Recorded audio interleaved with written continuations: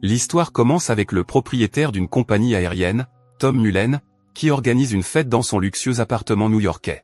La fête est organisée pour présenter sa dernière publicité, qui explique comment Tom est devenu un entrepreneur aérien multimillionnaire et autodidacte. Le tout est entrecoupé d'un montage montrant un groupe de kidnappeurs en train d'installer une cachette pour y détenir un otage.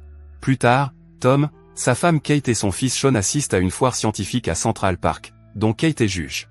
Au cours de cette foire, Sean, le fils de Tom, s'égare et est kidnappé par un groupe de criminels. Ils le jettent à l'arrière d'une camionnette blanche et s'en vont. Tom et Kate se rendent vite compte que leur fils a disparu et se mettent frénétiquement à sa recherche. Les ravisseurs contactent les Mullen par le biais d'un message vidéo. La vidéo montre Sean, les yeux bandés et enchaîné à un lit. Un individu, dont la voix est déguisée électroniquement, demande une rançon de 2 millions de dollars et menace de faire tuer Sean si la police ou les médias sont informés de ce qui se passe. Bien que le message dise de ne pas le faire, Tom et Kate décident qu'il faut avertir quelqu'un. Ils appellent le FBI, qui se présente sous la forme d'une équipe de menuisiers venus rénover l'appartement des Mullen, dirigé par l'agent Lonnie Hawkins. Hawkins demande à Tom et Kate s'ils veulent négocier ou céder à la demande de rançon et découvre que les deux hommes ont déjà 2 valises prêtes à être livrées, attendant d'autres instructions des ravisseurs. Pendant ce temps, dans la cachette de Brooklyn, Kubi a pitié de Sean, kidnappé, et décide d'aller acheter des cassettes vidéo et des céréales dans une épicerie voisine. Au moment où il fait ses courses, la police de New York mène une enquête sur un voleur condamné qui a tenté de cambrioler l'épicerie. Alors que l'inspecteur Jimmy Shaker et son partenaire interrogent le voleur, ce dernier regarde Kubi avec suspicion. Après avoir vu son partenaire et le voleur condamné, Jimmy suit Kubi jusqu'à la cachette du kidnappeur. En se faufilant, il passe devant la pièce fermée avec Sean à l'intérieur, et fait s'échapper Kubi en le menaçant d'un pistolet. Il s'avère que Jimmy est en fait le chef des kidnappeurs et qu'il réprimande Kubi pour sa témérité excessive. Il a de la chance qu'aucun des autres flics du magasin n'ait trouvé suspect que lui, qui a un long casier judiciaire, achète des céréales pour enfants. Dans le pantouse de Tom, ce dernier avoue à Hawkins qu'un ancien dirigeant du syndicat des machinistes pourrait être impliqué dans l'enlèvement de son fils. Tom confie qu'il a soudoyé le président du syndicat pour qu'il mette fin à une grève et que le président est allé en prison alors que Tom a échappé aux poursuites. Hawkins organise une rencontre en prison entre Tom et le chef du syndicat, mais la rencontre révèle que l'ancien président du syndicat n'a rien à voir avec l'enlèvement. Peu après, Jimmy appelle, en utilisant un brouilleur pour déguiser sa voix, avec l'instruction de livrer l'argent de la rançon. Au cours de l'appel, le FBI se heurte à un obstacle majeur, il ne parvient pas à localiser le kidnappeur en raison d'un problème de brouillage de la part de Jimmy. Le FBI propose à sa doublure d'effectuer la livraison, mais Tom insiste pour le faire lui-même. Il est également équipé d'un microphone pour enregistrer les conversations. Tom arrive dans une rue précise et le téléphone portable de sa voiture le dirige vers un gymnase.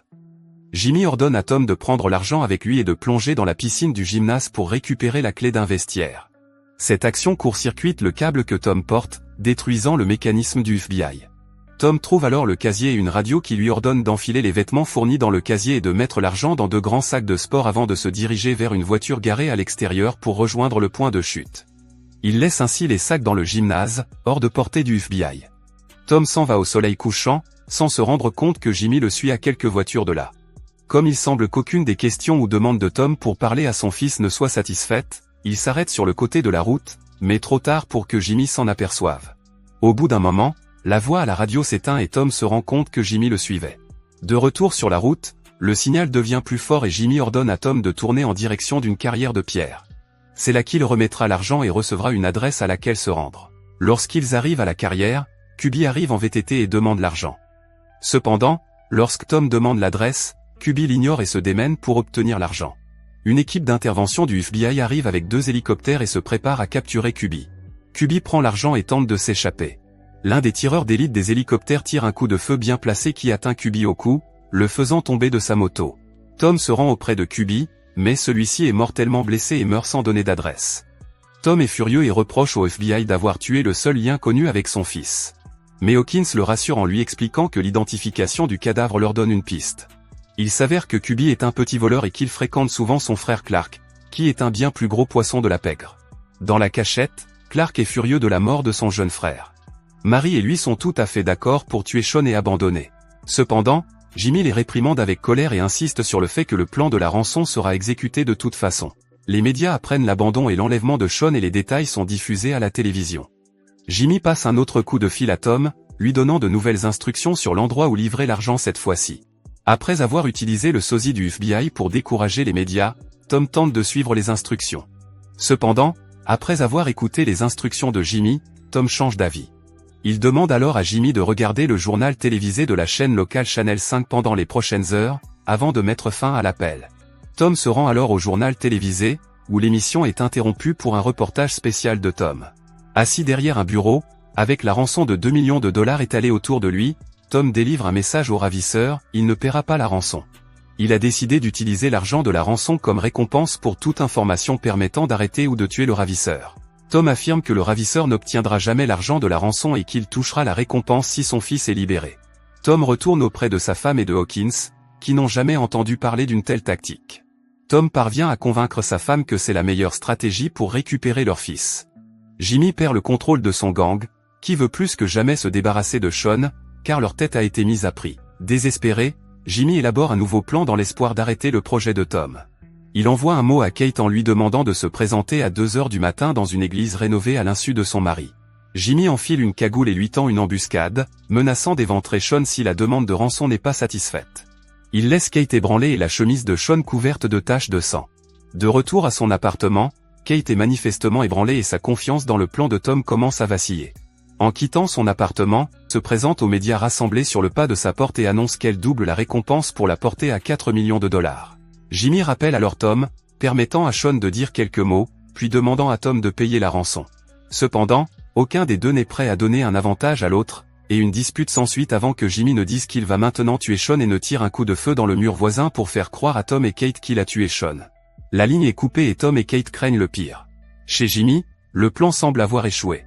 Jimmy se rend dans une laverie voisine pour réfléchir, tandis que Clark et Miles chargent leur camionnette blanche pour partir. Chez elle, Mary envisage de tuer à nouveau Sean. Jimmy imagine alors un moyen de sauver la situation, au moins pour lui-même. Il sort sa radio de la laverie et appelle le standard pour lancer un appel de détresse. Il sort ensuite, montre son badge et tente d'arrêter Miles et Clark. Se rendant compte qu'ils ont été dupés, les deux tentent de partir, mais Jimmy les tue tous les deux. Après avoir pointé un revolver sur Miles, Jimmy est pris par surprise lorsque Mary sort de la maison et lui tire une balle dans l'épaule. Malgré la douleur, Jimmy tire également sur Mary. Alors que les unités de police se précipitent sur les lieux, Jimmy revient en titubant dans la maison et se tient au chevet de Sean, annonçant par radio qu'il a trouvé la cachette des kidnappeurs et Sean. Tom et Kate sont immédiatement alertés de la découverte et retrouvent leur fils. Alors que Jimmy est embarqué dans une ambulance, Tom le remercie d'avoir sauvé la vie de son fils. Dans les jours qui suivent, Jimmy est salué comme un héros par ses pairs et par le public. Quelques jours plus tard, Jimmy se rend dans l'appartement de Tom pour toucher la récompense de 4 millions de dollars. Tom accepte et ils se rendent dans son studio où il commence à rédiger un chèque. Ce faisant, Jimmy pose à Tom une question importante, pourquoi n'a-t-il pas simplement payé la rançon? Tom explique que le kidnappeur était une bordure humaine et qu'en fin de compte, il aurait payé 10 fois la récompense pour récupérer son fils. Pendant qu'il parle, Sean entre dans le champ de vision de Tom sur la droite et, voyant un peu le visage de Jimmy et entendant sa voix, Sean se fige et urine sur son pantalon.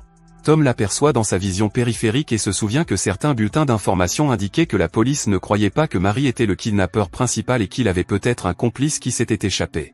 Cependant, Jimmy a remarqué l'hésitation de Tom et pense que l'homme d'affaires est sur sa piste. Jimmy demande alors à Tom d'appeler sa banque et de transférer les 4 millions de dollars directement sur son compte, en montrant un pistolet pour souligner la menace.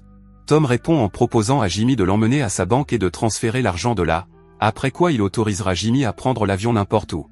Jimmy accepte à contre-séhur, mais continue de menacer Tom de revenir un jour pour tuer Sean. Il quitte l'appartement et Tom passe un coup de fil avec le téléphone de sa voiture. Cependant, sous prétexte d'organiser le vol de Jimmy, Tom contacte Hawkins et les enquêteurs du FBI. Tom mentionne qu'ils s'arrêteront à sa banque avant de se rendre à l'aéroport. Après avoir échangé quelques plaisanteries avec des policiers à l'extérieur de la banque, Tom et Jimmy entrent dans la banque et sont accueillis comme des rois, et Tom transfère l'argent sur le compte de Jimmy. Tout cela pour gagner du temps, car le FBI a informé la police de New York au sujet de Jimmy. Jimmy s'en rend compte lorsqu'ils sortent de la banque et que les policiers de toute à l'heure tentent de l'arrêter. Jimmy sort son arme et tire sur les deux, avant de se lancer dans la circulation. Tom le suit rapidement et tente de maîtriser Jimmy. Finalement, la bagarre s'étend à la devanture d'un magasin.